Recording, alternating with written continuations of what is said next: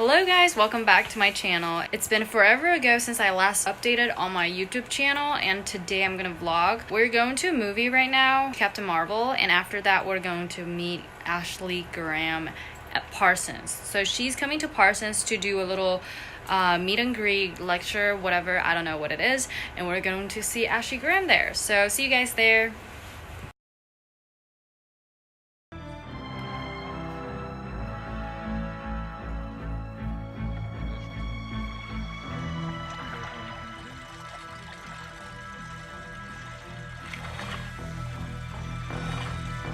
Intelligence really looks like. No one can look upon the supreme intelligence in its true form. You know that.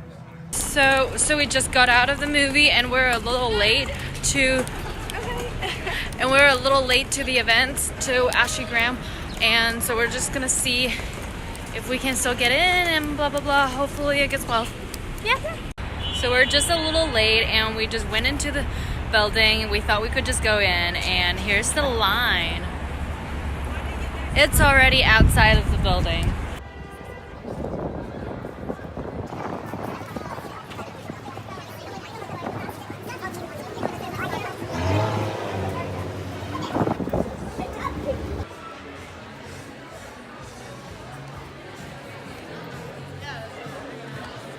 So we just got in here and it was pretty quick. It didn't take that long at all. The line was really long, but we got in here pretty quickly.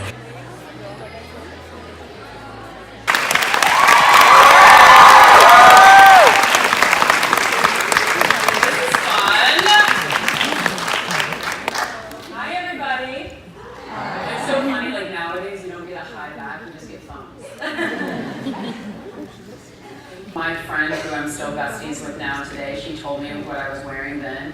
I was wearing metallic silver high heels with a little open toe, bell-bottom jeans that were like acid wash almost. Like, I don't know if it was acid, but it was like very light wash. And like a bedazzled kind of like Ed Hardy shirt and a lot of makeup. And she was like, who is this girl?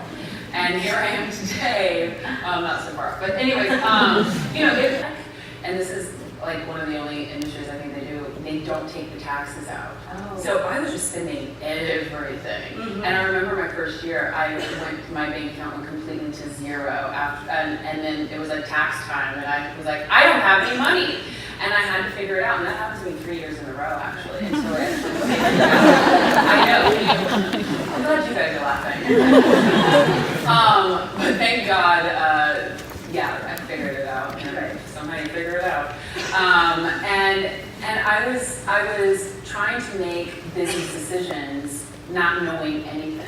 Walking into this like wild world of fashion where they're telling me I'm too big. They're telling me to not talk. They're telling me that I'm just a clothes hanger and to just keep your mouth shut.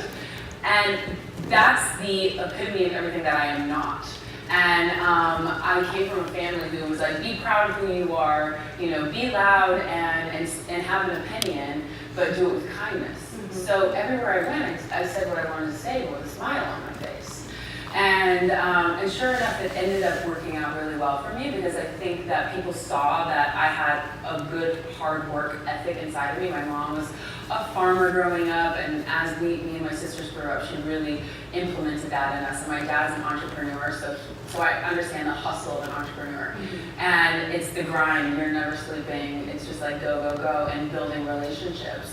So I don't even think I really knew what a mentor was then. So I just kind of looked up to the models around me, or to my agents, and I just took advice. And the one thing my dad always said to me was, ask your agents how you can be better. And I was like, but Dad, I'm great.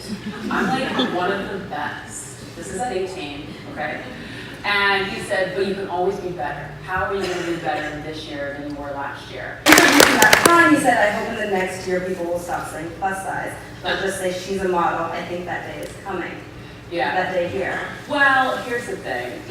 First of all, the word plus size, like everybody has their viewpoint on it. That people want to be called it because they feel like it's their community. There's some people who don't want to be called it because they feel like it's divisive. I feel like it's divisive and a bit archaic. But you can't discredit the women who actually want to be called plus size. And I think that, you know what, go for it. But we're not describing, you know, our friends based off the number inside of their pants. So why do we have to do it for the big girls?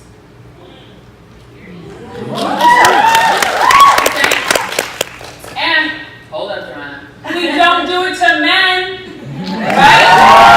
I mean, for me, it's like, you know, I've never really heard like, oh, this. I mean, there is a category now for curvy men. They're called brawn, but it's not like, you know, we're using it on the streets. And so a lot, you know, time has passed since you first moved here and you've built businesses. You have now a swimsuit line, Swimsuit for All, a lingerie company, Chanel, and you even executive produce your own show, which is American Beauty Star. Yes. So what are the learnings that... And the podcast. And the podcast, right? Pretty big deal. Sorry.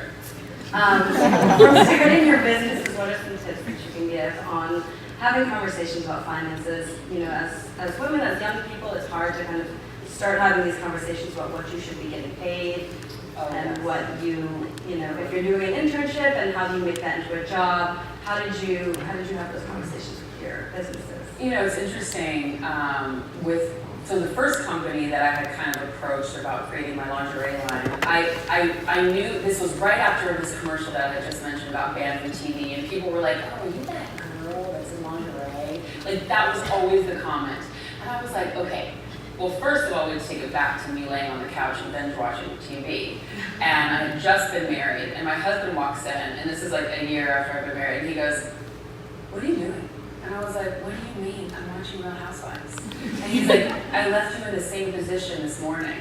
And I said, well, I moved my head from that end of the couch to this end of the couch. And he's like, actually, that's not what I'm talking about. What do you want?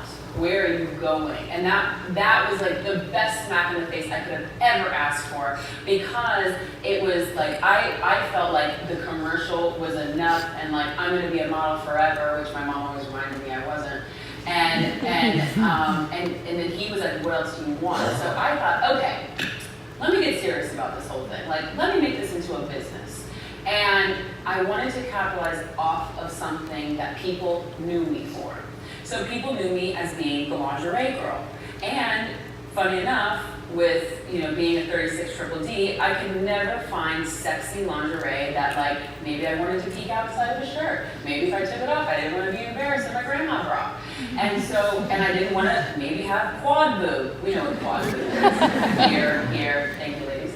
And it was that decision where I said, okay, people know me for this. Let me make that for them, because we can't find it. So I went to a bunch of different brands. Well, first of all, I went to my agency, and I was like, guys, I want to be a lingerie designer. And they just laughed in my face, like legit. They were like, no.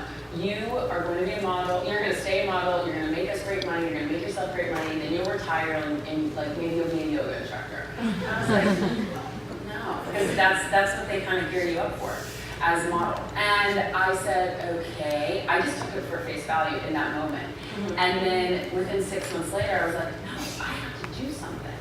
And sure enough, I was meeting with Rosalind Briner, who's the president of Chanel, who's out, it's a company outside of Canada, or in Canada. And I said, Rosalind, I'm gonna make bras. I'm already testing prototypes.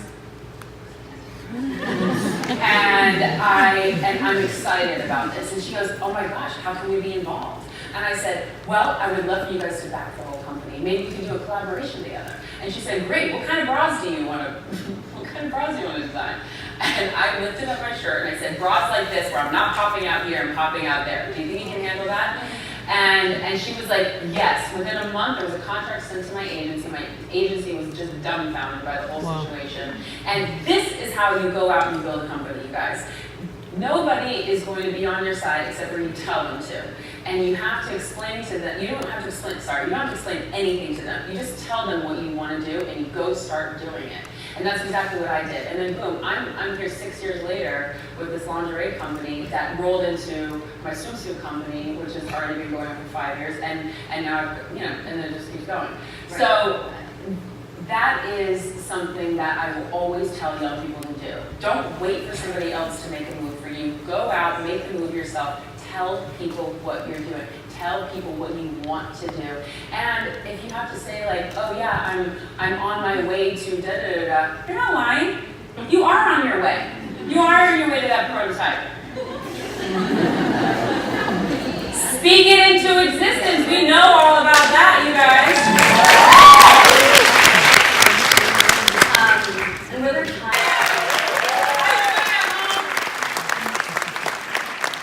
So we just finished the Ashley Graham conference and it was so good. It was really juicy. Ashley Graham is such a nice person and she's very, very inspiring. I'm sorry, I don't know if you guys can hear me because the wind is so... the wind. But she's very, very inspiring, very down to earth. Ashley is actually a very powerful and energetic, smart. She's so amazing. And she knew what she was talking about. She talked about how she made it and her modeling career, how she also started a plus size lingerie company, and she started like her swimwear line and everything, like how she's also launching her lip kit thing. I don't know, but anyways, she was talking about all the challenges that she faced in the fashion industry as a model, and she told us about, she actually got into some business side of it, which we were very curious about. It was on the contract and what's happening when you're hired and all of that. It's just really juicy conversation, or not conversation, but it was really cool. And then she's very down to earth. She has a great personality. It was just the whole thing was so fun to hear. It was not boring at all. It was really, really fun. I'm so happy that I actually went there. It was so, so cool. Thank you guys for watching this video. If you like it, give it a thumbs up and subscribe to my channel.